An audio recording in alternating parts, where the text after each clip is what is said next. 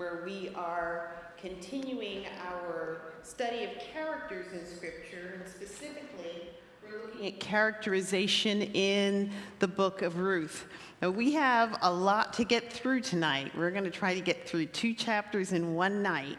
So I'm going to ask those of you who are prone to speeches to really aim to be concise tonight. Not because it doesn't matter, I believe it's good, but we just want to give as many people as possible an opportunity to get in. And I clearly have my own agenda of what I want to see that we get to. But let's just begin by looking at the slides with a little bit of a review.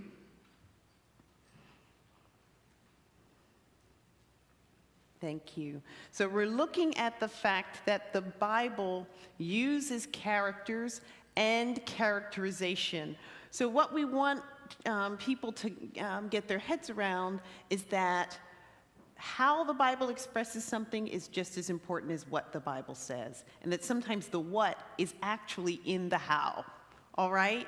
So in the Bible, we have characters. Those are the peoples in the story. These are names often that we use quite a lot, and we have traditions around some of these characters, and some of those traditions are based on what's in the Bible, and some of it's not. Amen? Public service announcement, Mary Magdalene was not and never was a prostitute. Just, if anybody told you that, tell them the devil is a liar. Or as you say down south, the devil is a lie, right? Characterization is the way that the character is depicted and portrayed, and that depiction tells us something. There are clues in that we want to pay attention to as we work through some narratives. So when we come to the book of Ruth, we have already worked through the first 2 chapters, and I'm going to do a little bit of review, and then I'm going to ask questions as we go. Is there anyone here who, for whom this is your very first Bible study at Alfred Street? Oh, welcome, welcome. How are you? Okay. So what we're going to do is I'll talk a little bit, then I'll ask for questions, and we're going to invite you, if you have a question, to come up to one of the mics so that those who are watching online will be able to hear and they will not miss out. So if we look at chapter 1 of Ruth, one of the things that we noticed is that the characters were introduced in a certain way.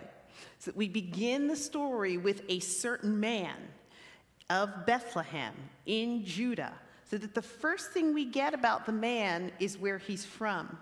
And then the next thing that we learn is his family status. And we hear about his name at the end. So that order of introduction actually conveys the values at that time. That identity was tied to land or homeland, your people, right? So I like to use the example, if you were to go down south, you'll hear people say, we're the Williamses from Norfolk, not the Williamses from Suffolk, because that's our name, but we're also connected to a region or a place. And then familial status. It mattered in this culture not only that you be married if you were an adult, but that you have children, preferably male children. Now, just because that's the preference of the culture does not mean that's the preference of God. We always want to make sure we're making these distinctions between cultural values and God's values. Amen? God loves girls. Yes. All right. Family status. And then after we get all of that, we get the name. And the name of that man is Elimelech. His wife's name is Naomi. They have 2 sons, Mahlon and Kilian. They're from the Ephratah region of Bethlehem. And so those names evoke fertility and abundance. But the irony is that the story begins in famine. The family moves to Moab. The husband dies, the sons marry Moabite wives, the sons die, and so we end up in that first chapter with 3 women left, and they start out on the way back to Bethlehem, and when it's all done, just 2 come back. And those 2 are Naomi and Ruth, and the reason that Ruth stays with Naomi is because she made a vow. And this is the central part of that first chapter, right? Where she says, where you go, I go. Where you lodge, I lodge. Your people, my people. Your God, my God. Where you die, there will I die, and there will I be buried. And we call that performative speech, that when she says it, that makes it happen. And that's analogous to what happens in a wedding when someone gets up and says, I so-and-so, take thee so-and-so. When you say those words, it's happening, okay? So Ruth makes a vow to Naomi that makes it difficult for Naomi to send her away. Now, last week, we looked at chapter 2. What happened in chapter 2? This is where I'm going to ask you to be concise. So tell me what happened, and let's hold off on the backstory. Anybody want to tell us a little bit of what happens in chapter 2?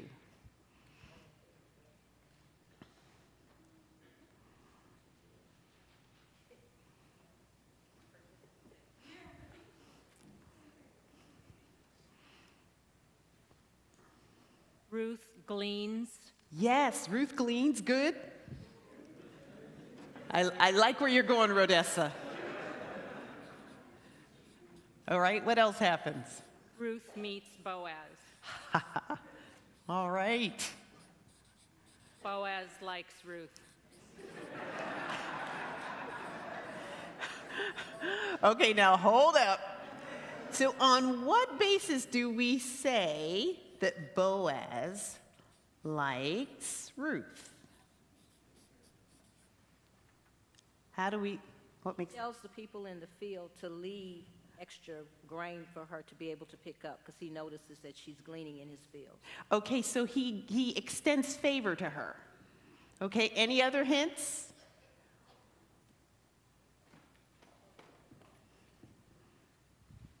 He asks, who does she belong to? He asks who she belongs to. He told them not to basically rape her. Not to molest her, leave her alone. So he gives some protection to her. He gives her special favor. Anything else that we notice here? Okay. All right.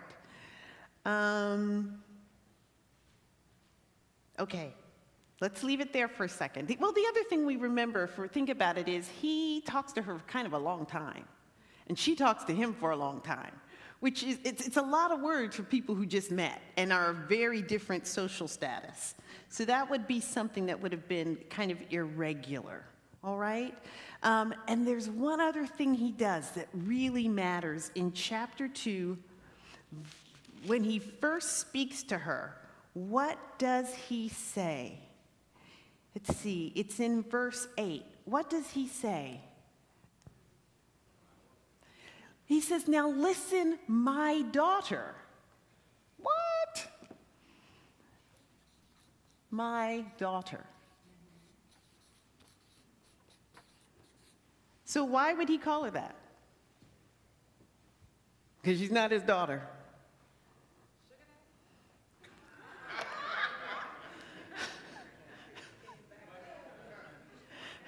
You're going to have to go to the mic and say that one if you want. I'm not. Say again? She came back with Naomi, so maybe there's some kind of extension on that level. Did he call her the daughter because he was her sugar daddy? Okay, he wanted to be somebody's sugar daddy. You know, I'll know I wasn't there. That's all I'm going to say. The point that I want us to get to is that if you go back to the way characters were introduced in chapter 1, start with location, and then their people, and then their family status and their name. When you get to Boaz, Boaz in chapter 1 is introduced. Now Naomi had a kinsman on her husband's side. Characters are introduced in terms of location. In fact, if you think about it, chapter 2 is structured around proximity. Ruth leaves to go to a field that just happens to be the field that belongs to someone who is in proximity to the family. And then that person comes close to or within proximity of Ruth. And there's this sense of closeness in family and in space, so that the characters are introduced in terms of location, familial location. Boaz is introduced in terms of his relationship to Naomi. Okay? Then we get this spatial thing of Ruth coming to Boaz's field and Boaz just happening to show up, and Boaz asks a question about Ruth, and the next thing you know, they're talking to each other, which means she had to be close by, or else he was shouting, all right, which is a lot to shout over time, right? So there's this proximity going on physically and familial. There's a familial proximity. And then we get this family language, my daughter, in a peculiar place, all right? So unless I am a priest who goes around calling people my child, I'm not accustomed to calling someone that I have nothing to do with daughter or son. So that familial language raises questions about family and family status.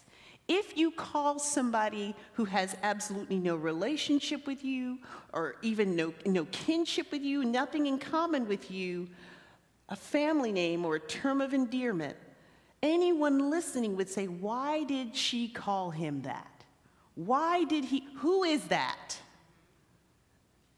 would warrant this kind of response? So Boaz's language raises questions about the very structure that exists. Think about how we use language to determine someone's status. So that the phrase illegal alien, alien, says something about a person that is different than if we say someone who doesn't have permanent status. So our language betrays a particular set of values and a culture, and when I step outside of that and use other language, I'm calling into question what we have presumed to be the case. All right? When we talk about things like, so another recent example would be that we have a phrase that we use to describe a movement that's called pro-life. Pro-life isn't, but some people who are pro-life are for the death penalty, right? So let's be clear that pro-life is for a life at a certain place and time. And that's okay, I'm not making a judgment. I'm simply raising the fact that we have language that conveys a set of values. And when we change the language, it calls into question the values that were set in place. Are y'all with me? Yes. Okay.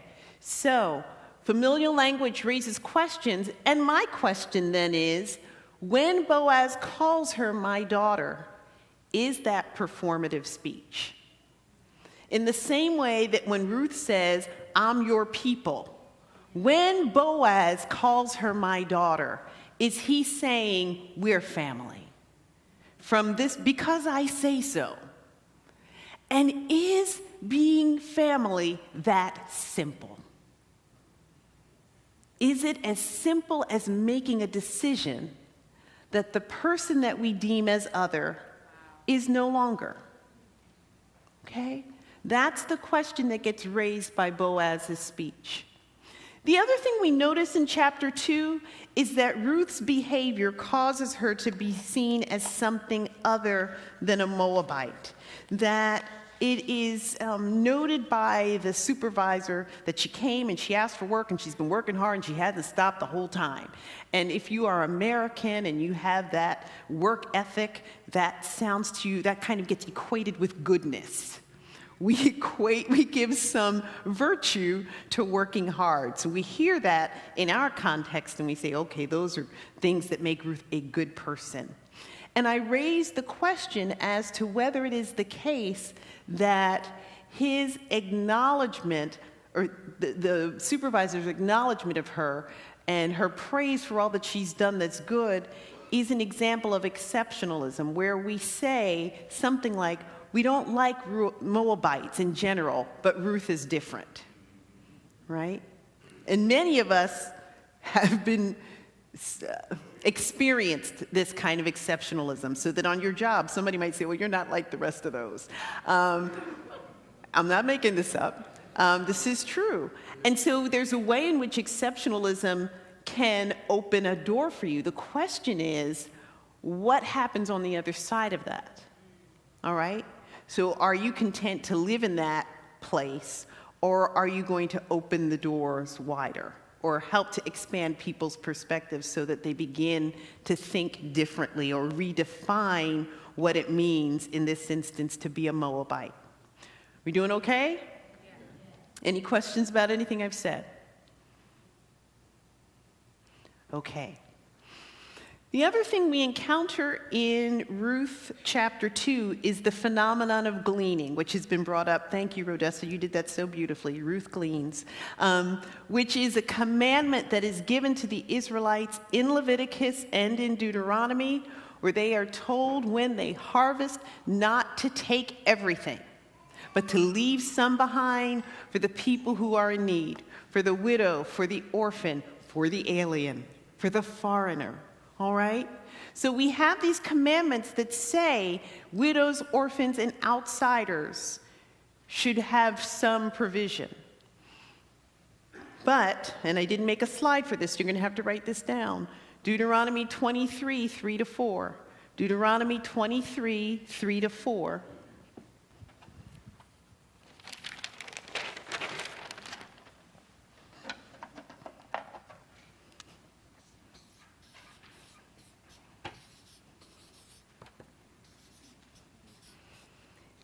Is a commandment that prohibits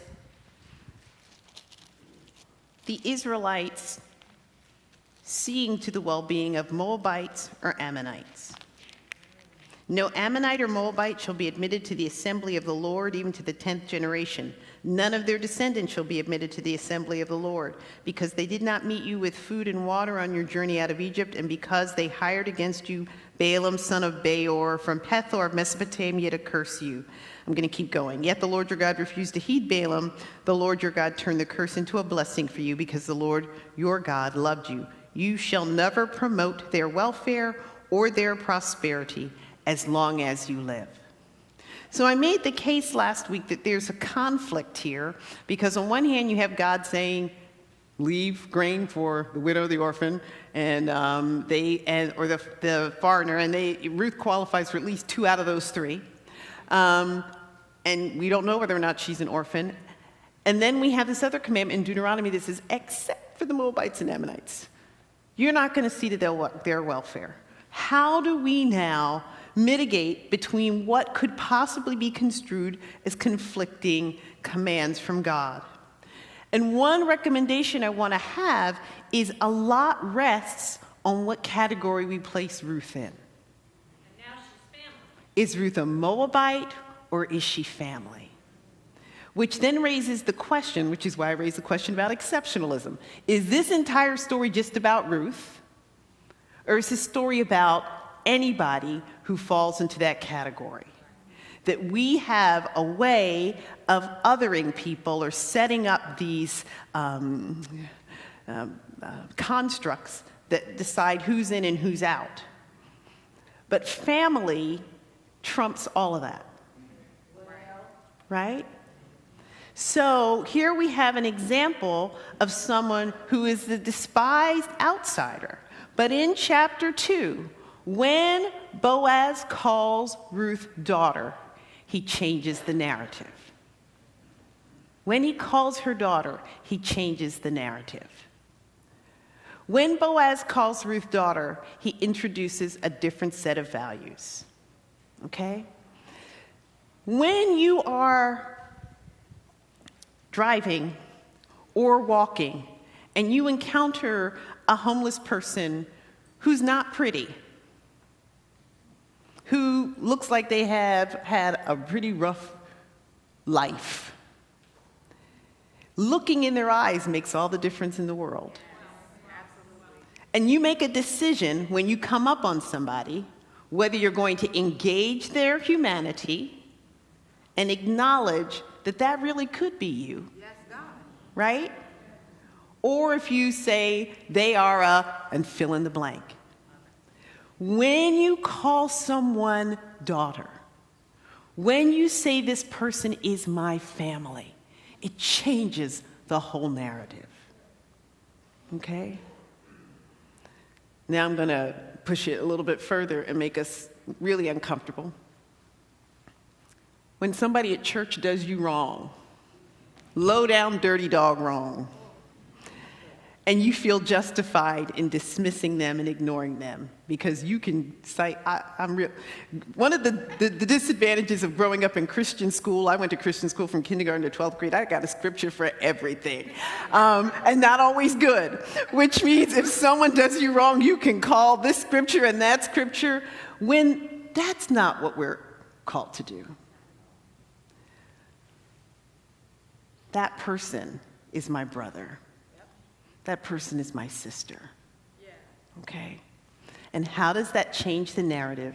How does it introduce a different set of values that says, I am not going to treat Ruth like a Moabite. I'm going to treat Ruth like my daughter.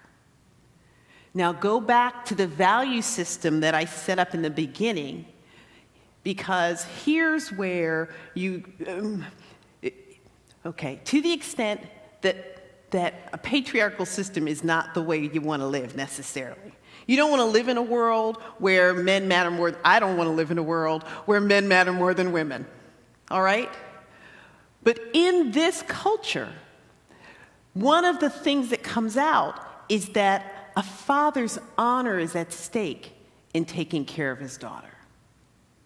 All right? So in this patriarchal environment, Boaz calling Ruth BT, my daughter, means that his honor is at stake in her well-being. Okay? All right. That's good stuff. Questions about that? Okay, we're coming to chapter 2. Go ahead.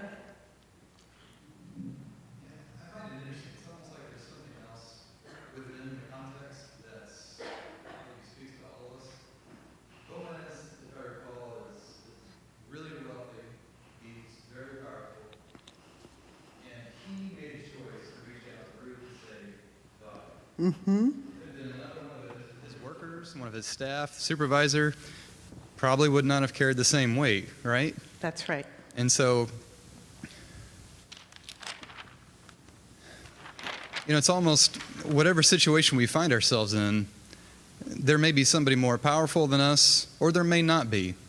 But we find ourselves in situations every day, maybe where we can be that voice that recognizes that humanity in others, that others can follow. Okay, that's good. So you talked about Boaz's strength, which brings up a word that we're going to come to at the end. But I just want to peg that Boaz is described as a man of chayil, of strength. Okay, so hold on to that. We'll come back to it. All right? Because now we have to get through chapters 3 and at least a cursory run over chapter 4. Woohoo, get ready. Okay, how many of you read chapter 3 for homework? Oh, okay, get ready, fasten your seatbelts. Okay, so what happens in chapter 3?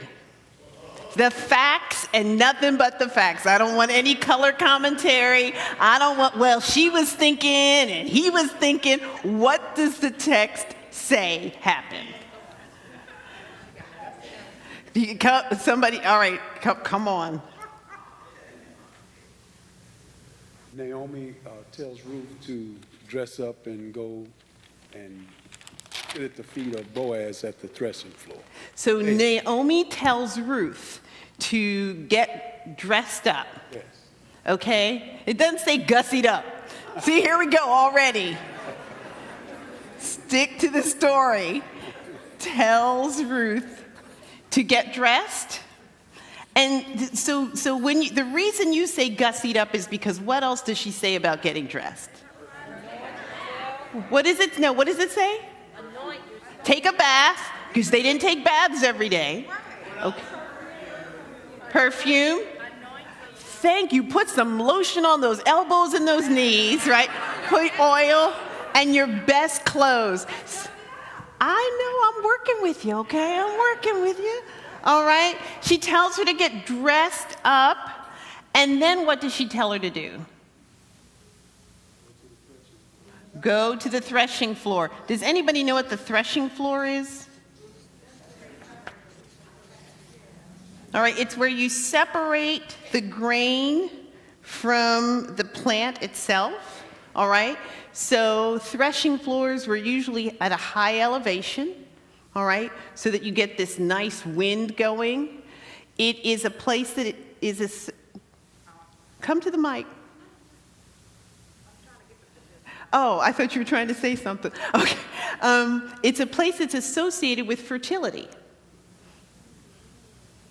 Grain, right? Agriculture, harvest, fertility, which meant that this might be a place where certain kinds of activity took place. All right? So, well, I'm just trying to tell you.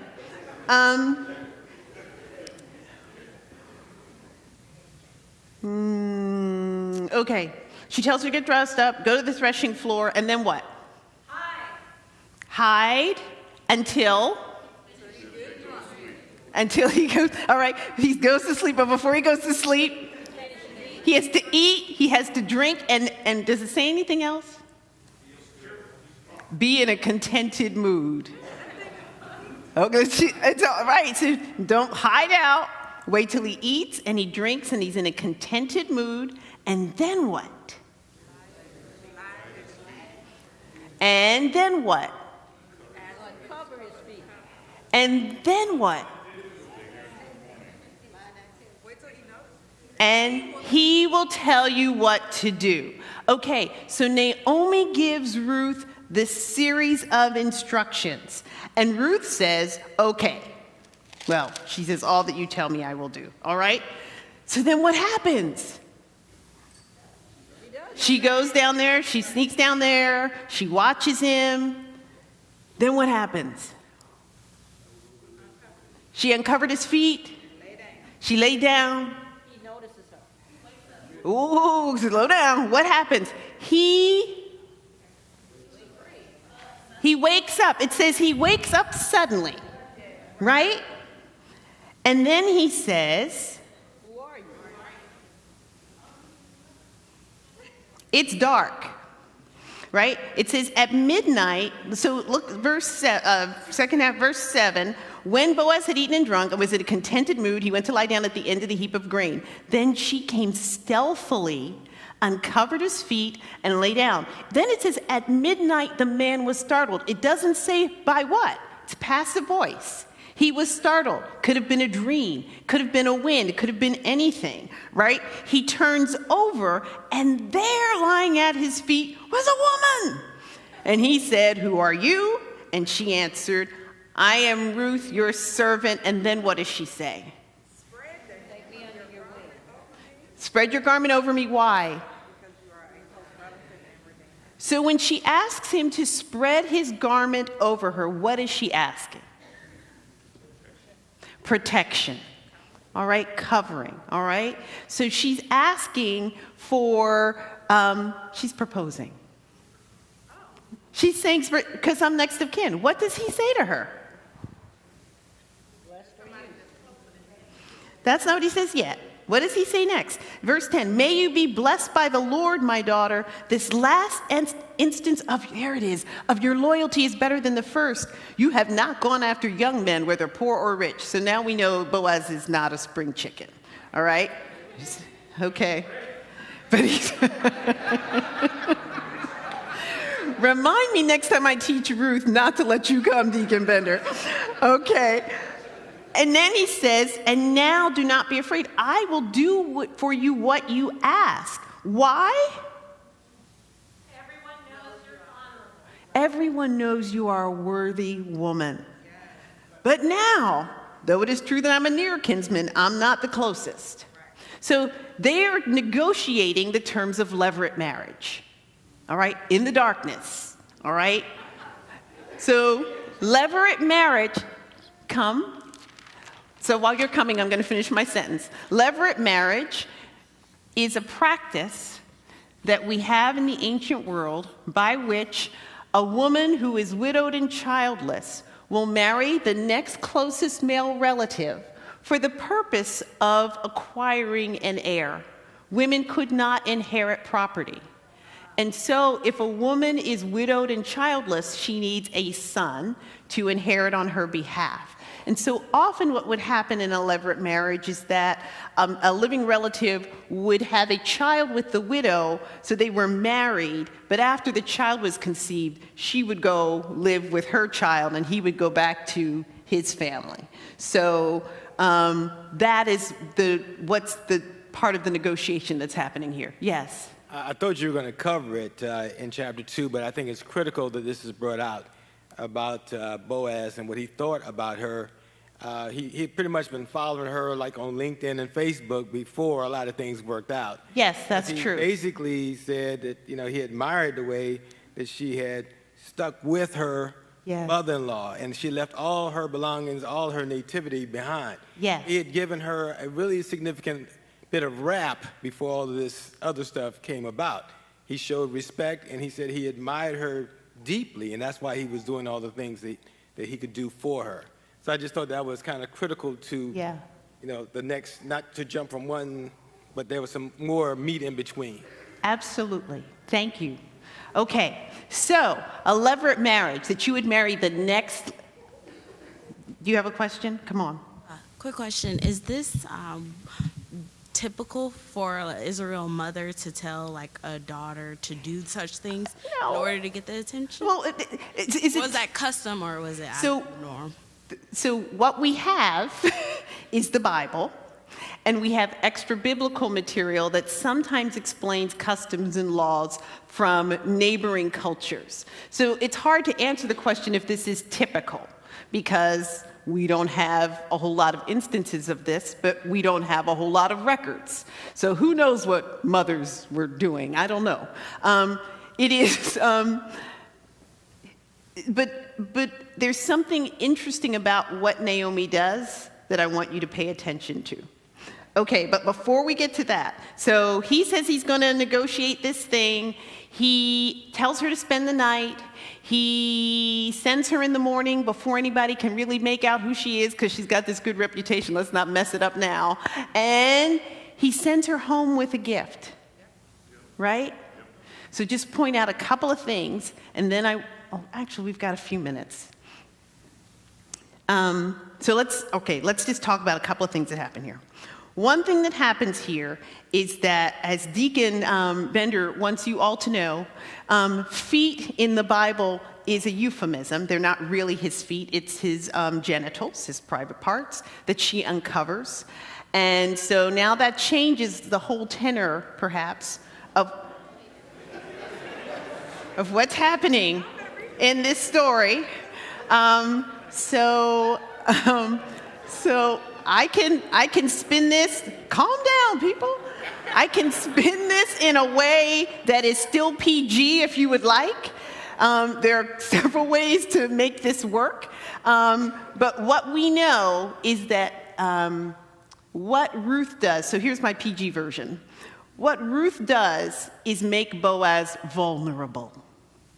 And in exposing him and making him vulnerable, she is in fact bringing him to her level. She is vulnerable, all right, as a foreign woman who doesn't have a husband. So that the uncovering of the feet makes him vulnerable. So there's this moment where they actually are in the same space. That's one way to read it, all right?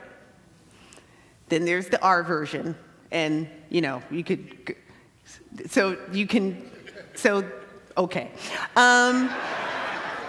So a couple of things about this, though, that I think it's important to say, is that let's be clear that in this culture and in this world, if a man were to engage in sexual intercourse with a woman, they're married. Right. Let's just be clear. This is not a hookup. There's no room for that in this culture, okay? So the most crass way of saying it is, if you break it, you bought it, okay?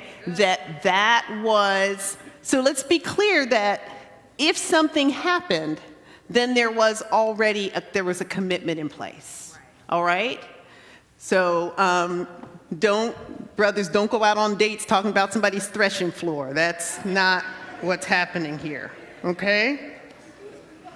So the other thing you want to think about is that there is this invitation for cloak covering, which picks up on the image in chapter 2 when Boaz talks about Ruth coming to the Lord, under whose wings she comes to trust. So we get this prefiguring of God's wings and then Boaz's cloak. So if I were teaching a Bible study, I would pay attention to that order. First, God's protection, all right? And then Boaz's protection, all right? So that's really important. The other thing you want to think about is that when she leaves, he sends her home with an apron full of barley. She is literally carrying his seed back, literally, right? Oh, well, just right. She's got the apron full, right? So there's a real powerful imagery here. And one of the things, the reason I point this out is because if you're going to read the Bible, you really want to make sure that you pay attention to the power of metaphor. Now, here's the really exciting thing. So someone was asking if what Naomi asked Ruth to do, is that normal? Well, probably not. But who's going down to the threshing floor? You might think this is a silly question. Ruth is going down to the threshing floor, of course. Except when you look at this story in the original language, in chapter 3, verse 3, Ruth says, is it verse 3 or verse 4?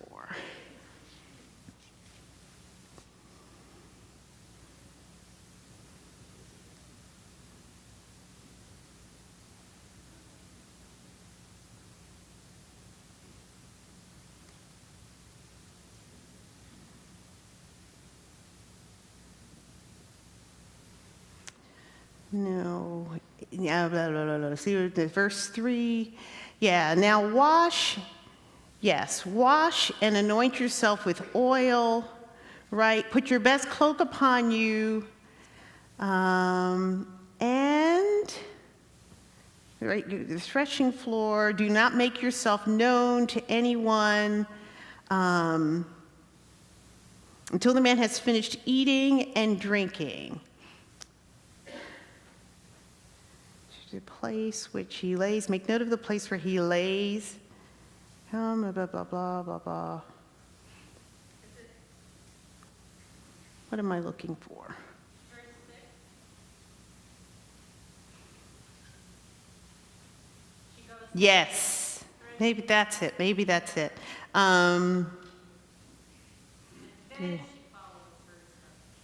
No, that's not it. I'm looking for... Okay, here, no, it's in verse 3. So in verse 3 where she says, wash and anoint yourself, put on your best clothes, and go down, that verb, go down, yarad, the way the text puts it, it actually says, it doesn't say, and you go down, it says, I will go down. I know, what? So there's confusion there. So in biblical Hebrew, we have something called a kativ kare. Kativ is the way it's written. Kare is what we read. All right, so this is an example where what is written is, I will go down, but what we read is, you go down. Because everything in the context suggests it's Ruth is going, there's no point in Naomi going to the threshing floor. All right, unless she's taking cookies for everybody, right? So we assume from context that it is Ruth going down to the threshing floor. But the fact that there's that little bobble there creates a very interesting possibility. Okay, check this out. Look at the structure of the story. So nothing in the Bible is wasted. No word is there per chance. And so when you come across something like this, you want to ask yourself, well, why is it I will go down when it should be you go down? Well, look at this. If you look at the structure of the story, what we have is a scenario where Ruth and Naomi must survive. All right? So a lot of people call Ruth a love story. I say, let's start with survival. This is a story about survival. They have to survive. And so two women make a plan. And the plan involves the two women, one man, darkness, drunkenness, and deception. I just wanted to try that alliteration, see how that felt, right? Darkness, drunkenness, and deception. That's the structure, right? They go under the cover of darkness, right? Wait till he's had enough to drink and he's in a contented mood, right? And then you're going to, when nobody can see, get in place, uncover his feet, and stay, right? That's your job. That's the structure of Ruth 3, 1-5. Now, the problem with that pronoun, and it perhaps seeing Naomi, I will go down, and not Ruth, you go down, is that it confuses these two women. Are you guys still with me? Yeah. Okay, now check this out. Genesis 19, 30-38. It's the story of Lot and his daughters. Remember Lot? Lot comes out of Sodom and Gomorrah. And he's in the mountains with his two daughters, and his daughters say, look, we got to survive. So this is what we're going to do. You're going to go sleep with our father, and then the next night, we're going to get him drunk first. And then we'll repeat the next night in you. Two women make a plan involving one man, darkness, drunkenness, and deception. That's the story that results in the origins of the Ammonites and the what? So, is it possible that the structure of Ruth and that pronoun is a shout out to Genesis 19, 30-38? And is the purpose of connecting this story with Genesis 19 to answer the question, if this is the story, if Genesis 19 is the story about how the Moabites became other, then the way they come back in is the same way they went out. Make family. Okay? Oh, I love the Bible. I love my job. I love my job. Okay? Okay. So now,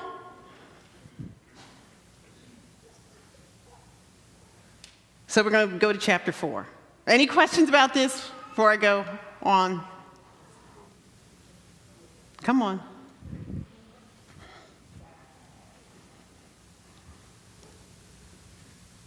Sorry, I got to ask. Would we read this and look at this differently if the script were flipped?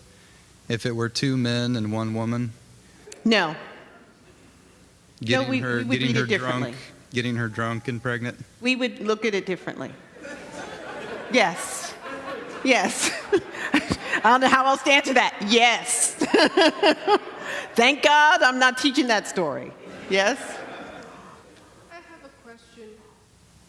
So, according to this Levirate law, the widow, correct, would marry. Why wouldn't it be Naomi? Because Naomi is the widow. No, Naomi is the widow. Yes. And So what did she say in chapter 1?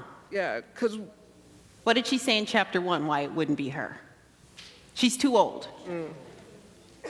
so she has that. Well, she felt she had the right to, say, pass on what she couldn't do to Ruth. That's what she did. Okay. Yes. Okay? So the reason that say again? Why would Naomi go? To see what his preference was? Naomi's told us in chapter 1, she's too old. So anyway, I'm gonna come back to your question and say to say if it were this, the roles have been reversed. The problem with that is the power differential. That men had power and ultimately wouldn't have to resort to that in a way that women did not. So that's why the story spins this way and not the other. Okay? Yes. So I'll admit. Hang on for 1 second. Actually, there's a really unfortunate story at the end of Judges about the Benjaminites and what happens when they need brides. And they pick women up and carry them off. So that's the male version. Women couldn't do that. So that's why. Yes, sorry. No worries. You lost me a little bit on the metaphor with the barley, with her carrying the seed. Right. I'm assuming that means she's pregnant. No, I'm saying that we don't know whether she's pregnant or not, but she has an apron full of seed. Okay, I was just making sure because I was. But it is highly symbolic whether she's pregnant or not. You could make the case that it's prefiguring what's going to happen later on, because in chapter 4 it tells us she conceived. It doesn't tell us she conceives in chapter 3. Okay, all right. I was just making sure she wasn't pregnant at that point. We're good. Before the other relative passed. Nope, that's she didn't get pregnant till chapter 4. Okay. All right, we're good. Rodessa and then Michelle. Okay, so I love the parallel between Lot's daughters and Naomi and Ruth. That is really cool. But I'm not clear yet on whether it is Naomi going down to the threshing floor. It's not. It's not at all. Oh, Because I wondered in verse 6, and I thought I remembered someone bringing this up in another Sunday school class. So she, Ruth, went down to the threshing floor that night and followed the instructions of her mother-in-law as if her mother-in-law were there with her. Why do you think it's as if her mother-in-law were there with her? Because in verse 3, Naomi said, "And I will go down," as if they were both going down. But if you okay. So, but then it also, yes, in 3 it says, Naomi says, "I will go down," but in 6 it also says that Ruth went down. Right. So let's separate the two things. Go down to the threshing floor. Hide, don't let anybody see you. Observe from a distance. Wait until he has eaten and he's had something to drink and he's in a contented mood. When he goes to sleep, go stealthily, uncover his feet, he'll tell you what to do. She could follow those directions without having Naomi there. No additional instructions. You could remember that, I think. Mm-hmm. So I think the tradition reads it as you go down because contextually that makes the most sense. That in terms of logistics, if you've got two women, it gets cumbersome. That's too much. Right, and then why would she be bringing the seed back to Naomi if Naomi was there? Naomi could have helped her carry it. Right? So everything in that story suggests that it was Ruth who went down. I think that little bauble there is there to direct us to this. Thank you. Yeah. Yes, Michelle. I just had a question about the barley and the seeds too, because Naomi has some pretty, I guess, I don't know if it's maternal or age insight here about what's all going to happen, and in the instructions it's almost like she knows what's going to take place, even to the point whenever Ruth comes back, she said, "Now just sit still and wait and let's see how this matter is going to play out." But it's going to play out and it's all going to be concluded today. But Boaz, so when she comes back, Ruth tells Naomi, Boaz tells her, "Do not go empty-handed to your mother-in-law." But Naomi already knows he's wealthy. She already knows he has a lot of things, and she's already sent her to this field for that specific reason. So did Boaz need some reason to, was that either customary, that he needed to prove to her that I can provide for her or something, or was that something he's supposed to show her? Because it almost like Ruth telling Naomi this almost seems like Boaz needs to insist that her mother-in-law gets some kind of evidence that something has happened or something has been concluded. But I don't think Naomi needed to be reminded that he could provide for Ruth or that he was wealthy or that he had something to provide. So I was just confused. Why did Ruth get that instruction? And was that something customary? Or was it something Naomi needed to get to kind of go, okay, now I know we're at this stage of whatever she's put together for Ruth? So part of my answer to this question is similar to the other question someone asked, who I can't find anymore. Is it customary? So the only way we can know if it's customary is if we have multiple examples. And so it is a show of good faith, it seems to me, and that's a good thing to do. Whether or not it's customary, I don't know. But what I'm going to do is ask you to hold that question because we've got 10 minutes to get through chapter 4, and I've got to get this all done. So chapter 4 is the story of the negotiations that take place publicly, because all the negotiations that took place in chapter 3 happened privately. Chapter 4, at the city gate with witnesses, Boaz encounters the other relative. All right? And what's so interesting about this quickly is if you talk about characters and how characters have been introduced up to this point, all of the characters in this story have been given a name, right? And when we get to the man in chapter 4, What does Boaz say?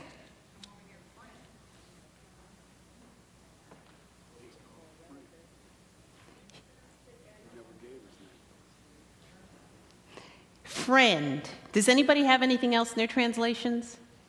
Does anybody have so-and-so? Poloni Almoni. Poloni Almoni is what he is called in Hebrew. You see how it's kind of sing-songy? Poloni Almoni. Friend, so-and-so. He is unnamed. And he doesn't have a name. Why? He's not going to factor largely into this story. All right? He gives up the right to be Ruth's husband because if he marries Ruth, he's going to have to redivide his goods. All right? And he does not understand Ruth's worth. And so Boaz negotiates for Ruth. They have a public exchange. Then it tells us that there is a blessing on Ruth, where Ruth is blessed because she is better. I love this. For your daughter-in-law Ruth in 15, who loves you, is more to you than 7 sons. Boaz marries Ruth. They have a son. His name is Obed. Okay? And then we go into the genealogy of Jesus. Not Jesus. Ooh, David. So what I want to say about the genealogy is that perhaps you could make the case that the entire book of Ruth is an extended genealogy. That it's never just so-and-so begat and so-and-so begat and so-and-so begat, but that in all of our stories, in all of our narratives, there's a whole lot of stuff that goes on, all right? And that the story of God's faithfulness is in the stuff of our lives. Now let me go back to these 2 words, and then we'll have time for a few more questions. Boaz is described as a man of chayil, or strength. All right? And this is a word that almost always gets used in describing men. Okay? Except this word gets used to describe Ruth. And the other place where you see this word chayil applied to a woman is in Proverbs chapter 30. You know that one they pull out on Mother's Day? A virtuous woman. It's really a woman of strength. And the reason this matters is because if you're going to do all that stuff in Proverbs 30, you better be strong. This is not just about virtue. This is about strength. And so we have 2 exceptions, if you will, to the rule in the use of this adjective being applied to women. But it gets better because in the story of Ruth, we get this word, chesed. And this is the word I talk about all of the time. This is the word that almost always gets used exclusively to describe God in the Old Testament. It's one of God's predominant characteristics. It's the reason why when people come up to me and say the God of the Old Testament is angry, that I hit them in righteous anger. No, I don't really hit them. The reason Hesed is the thing that gets used in Psalms, God's loving kindness, God's tender mercy, God's faithfulness. The reason we are in relationship with God is for one reason and one reason alone, because God has this characteristic. Now stay with me, because that means that in the story of Ruth, the person who embodies God's Hesed is a Moabite woman. A Moabite widow is the character that is chosen to describe God's faithfulness to us. So the story itself is subverting the construct that honors certain people over other people. All right?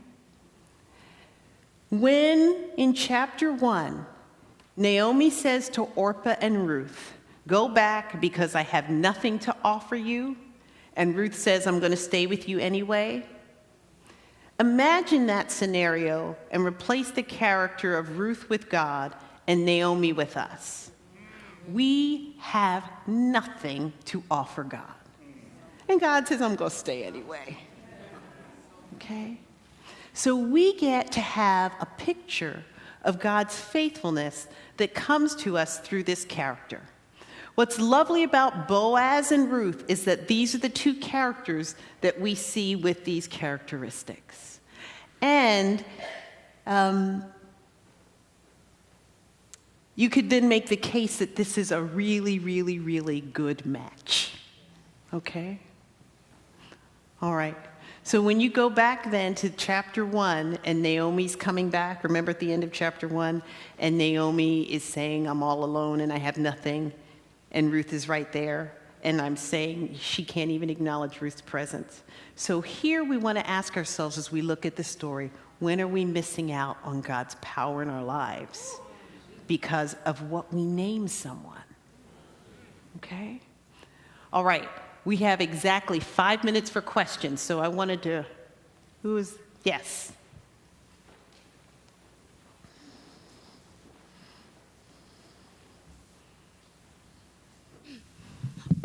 Why is it that Ruth goes about and she lays at the threshing floor per the instructions of Naomi, but the Israelites or Naomi look at the Moabites as something's wrong with them?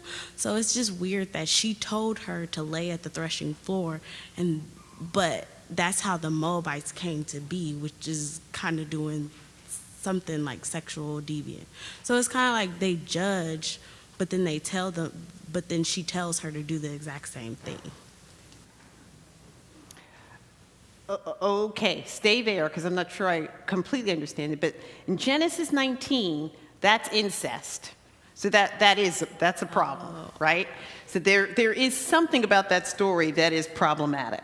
The incest part, but not. Yes. But I was just, I get it now. Right? But what I'm saying is, I would venture to say that in the history of humanity, that's not the only place where incest took place. Mm-hmm. The Israelites use that story as justification. One of the reasons, they have a list of reasons why the Moabites are outside and other.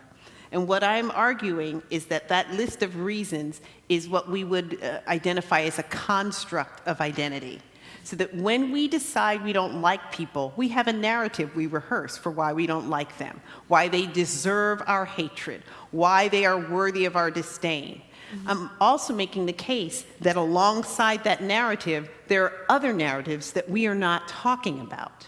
Right? And so that part of what this story is inviting us to do is not simply to rehearse the narrative of why we don't like these people, but to remember that these people are actually our people and that we are related. And if you kind of pursue that a little bit, part of what we want to kind of push here is if you look at the reasons that the Israelites call the Moabites other, my question would be, what on that list is something that Israel has not done? Yeah, that's what I was, I guess, kind of saying, is that they both do the same thing. But yes. But is that not just the Israelites, or isn't that us?